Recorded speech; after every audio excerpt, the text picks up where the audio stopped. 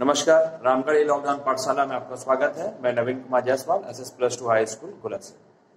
आज हम लोग इनवर्स ट्रिग्नोमेट्रिक फंक्शंस का एक्सरसाइज 2.1 में कुछ प्रॉब्लम को सॉल्व करेंगे। पिछले एक्सरसाइज में हम लोग हर एक ट्रिग्नोमेट्रिक फंक्शंस का जो प्रिंसिपल वैल्यू ब्रांच है और उसके ग्राफ के बारे में डिस्कशन कर चुके हैं, और वही प्रिंसिपल वैल्यू ब्रांच क्यों डिफाइंड हुआ ये भी सारा हम लोग डिस्कशन कर चुके हैं। तो आइए इसके नॉलेज पे बेस्ड में हम लोग कुछ क्वेश्चंस करते हैं फास्ट एक्सरसाइज का। देखिए, पहला है find the principal value of sine inverse minus half. ये क्वेश्चन नंबर 1 है। Find the principal value of sine inverse minus half. तो हम लोग कैसे बनाएंगे इसको सपोज कर देते हैं, मतलब let y equal to sine inverse minus half. इसका मतलब साइन y इक्वल टू क्या हो जाएगा, माइनस हाफ। अब देखिए, हाफ यहाँ पे वैल्यू माइनस हाफ का हमको वैल्यू चाहिए। साइन के किस एंगल पे साइन का वैल्यू माइनस हाफ होता है। आप पहले पॉजिटिव वैल्यू पे सोचिए, प्लस हाफ किस पे होता है, ठीक है। तो देखिएगा π/6 पे होता है, और जो साइन इनवर्स का प्रिंसिपल वैल्यू ब्रांच है वो माइनस π/2 से लेके π/2 तक है। तो हम लोग को जो एंगल सेलेक्ट करना है वो भी इसी रेंज में सेलेक्ट करना है, क्योंकि माइनस हाफ किसी एक ही एंगल पे आएगा ऐसी बात नहीं है, एक से ज्यादा एंगल पे आएगा। लेकिन हम लोग को वो एंगल सेलेक्ट करना है जिसपे जो एंगल इसके रेंज में हो। तो मैं आपको मतलब ये थोड़ा सोचने की टेक्निक है कि माइनस हाफ है, आप प्लस हाफ के लिए पहले एंगल सोचेंगे। तो प्लस हाफ के लिए π/6 होता है, ठीक है। तो साइन माइनस एक्स जो है वो माइनस साइन एक्स होता है, यानी एंगल को अगर हम लोग केवल माइनस कर दे तो वैल्यू भी पूरा माइनस हो जाएगा साइन के केस में, ठीक है। और tan के केस में भी ऐसा ही होता है। तो देखिए, अगर साइन π/6 हाफ है तो साइन माइनस π/6 क्या होगा, माइनस हाफ।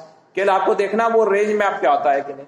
तो हम लोग का रेंज तो -90 से +90 तक है, तो माइनस π/6 मीन -30 डिग्री, तो हमारे रेंज के अंदर आएगा। इसलिए हम लोग इसके बदले में लिख रहे साइन ऑफ माइनस π/6। अब देखिए, sine y equal to sine of minus π/6, therefore y equal to minus π/6। इसलिए इसका जो प्रिंसिपल वैल्यू हो जाएगा वो हो जाएगा माइनस π/6। अगर इसी में पॉजिटिव वैल्यू आता, जैसे मान लीजिए साइन इनवर्स हाफ आता, ठीक है, तब यहाँ पे हाफ तो हम लोग सिंपल लिखते हैं sine y equal to sine π/6, और उस केस में जो प्रिंसिपल वैल्यू ब्रांच होता वो होता π/6, ठीक है। तो माइनस वाले के लिए माइनस π/6 हो गया और प्लस वाले के लिए π/6। अब देखिए नेक्स्ट क्वेश्चन नंबर 3, cosec 2। तो मान लेते हैं let y equal to cosec inverse 2, let y equal to cosec inverse 2, therefore cosec y equal to 2। अब आप देखिए cosec में कौन से एंगल पे 2 आता है, 2 मतलब साइन के एंगल पे 1/2 आना चाहिए। तो अभी हम लोग डिस्कस किए थे π/6 पे आता है, ठीक है। तो cosec π/6 हम लोग लिख लेंगे, और cosec का जो रेंज है, ठीक है, वो हम लोग का cosec इनवर्स का भी क्या है, -π/2 से π/2, सिर्फ इसमें 0 नहीं रहता है, ठीक है। तो यही हम लोग का होगा, तो ये इसी रेंज के अंदर आ जाता है, इसलिए यहां भी कोई प्रॉब्लम नहीं है। हम लोग डायरेक्ट cosec π/6 लिख दिए। cosec y equal to cosec π/6, therefore y equal to π/6, इसलिए इसका प्रिंसिपल वैल्यू जो है π/6 हो गया, ठीक है। इसका प्रिंसिपल वैल्यू -π/6, इसका प्रिंसिपल वैल्यू π/6। अब आइए क्वेश्चन नंबर 4। देखिए क्वेश्चन नंबर 4, tan इनवर्स -√3। बनाने का टेक्निक सब वैसा ही है जैसे उसमें बना रहे हैं। tan इनवर्स -√3 हम लोग लिखेंगे इसमें let y equal to tan inverse -√3, therefore tan y equal to -√3। फिर देखिए यहाँ नेगेटिव है, आप पॉजिटिव के लिए सोचिए पहले कि √3 किस पे आता है, तो tan का π/3 एंगल पे √3 आता है, ठीक है।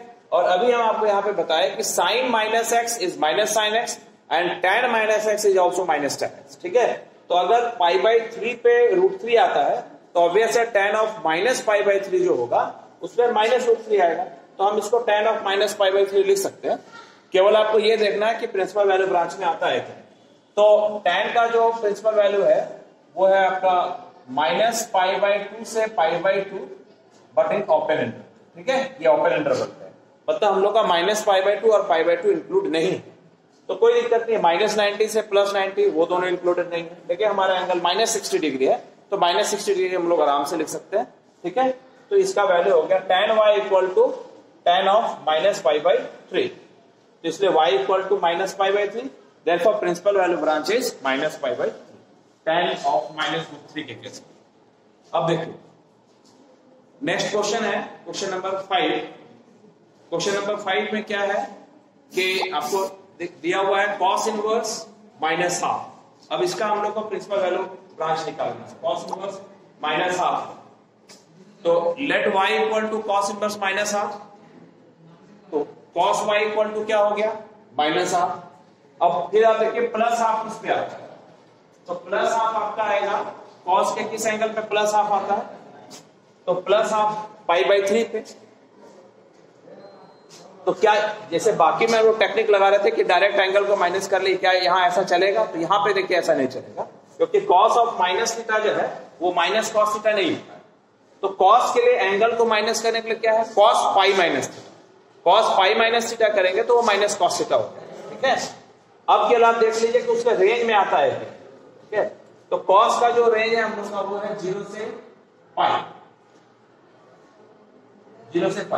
तो हम लोग ले रहे हैं पाई माइनस π/3, ऑब्वियस है पाई से कम है और इस रेंज में आएगा, इसलिए हम लोग ये एंगल लिख लिए। So cos y is equal to cos of pi minus π/3, तो इसलिए y इक्वल टू 2π/3 हो गया और इसका प्रिंसिपल वैल्यू जो है वो 2π/3, ठीक है।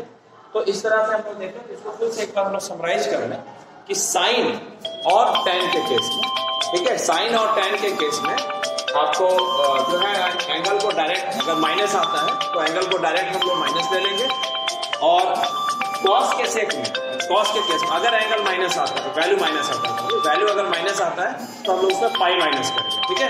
पाई माइनस करेंगे तो cos π माइनस थीटा जो है वो माइनस cos थीटा, ठीक है।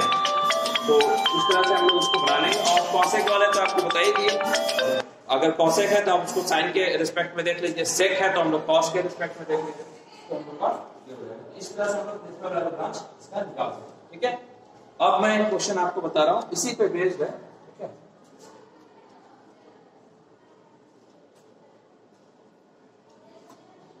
क्वेश्चन नंबर 11,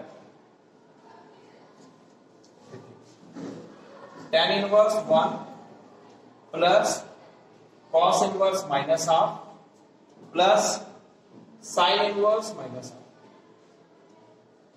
अब हम लोग इसका क्वेश्चन किए तो 1 किस पे आ जाएगा π/4 पे, cos inverse minus half, half किस पे था π/3 पे, तो cos इनवर्स माइनस हाफ हम लोग डायरेक्ट भी लिख सकते हैं पाई माइनस π/3, और साइन हाफ किस पे आता है π/6 पे, तो माइनस हाफ है, सो माइनस π/6। अब केवल हम लोग को इसको सिंप्लीफाई करना है, ठीक है, और इसके बाद हम लोग का इसका इसमें आंसर आ जाएगा, ठीक है।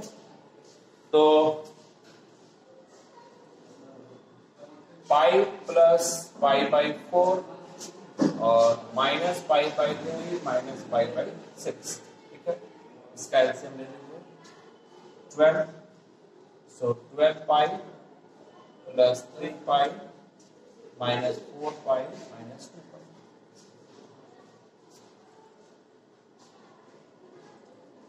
तो 9 π/12, ठीक है, 9 π/12।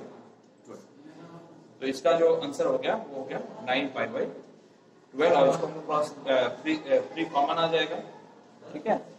तो इसको हम लिख सकते हैं 3 π/4, ये वैल्यू होगी 3 π/, ठीक है। और इसी तरह क्वेश्चन नंबर 14 है, ठीक है। 14 में देखिए, क्वेश्चन नंबर 14, tan इनवर्स √3,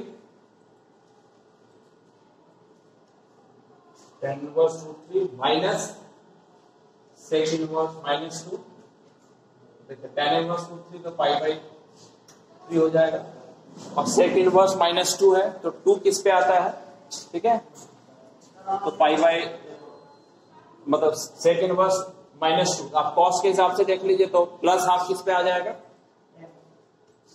तो π/3 पे, ठीक है। और लेकिन ये माइनस है तो इसको हम क्या लिखेंगे पाई माइनस π/3।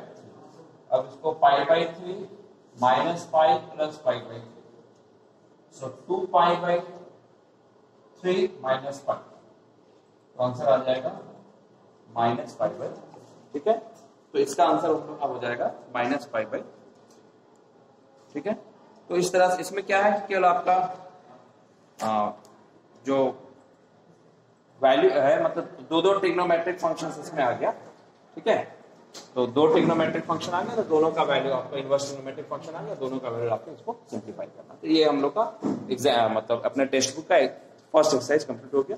अब नेक्स्ट एक्सरसाइज में हम के लिए हम लोग कुछ फार्मूला है उसको हम लोग डिस्कशन करेंगे, फिर हम लोग अगला एक्सरसाइज करेंगे। धन्यवाद।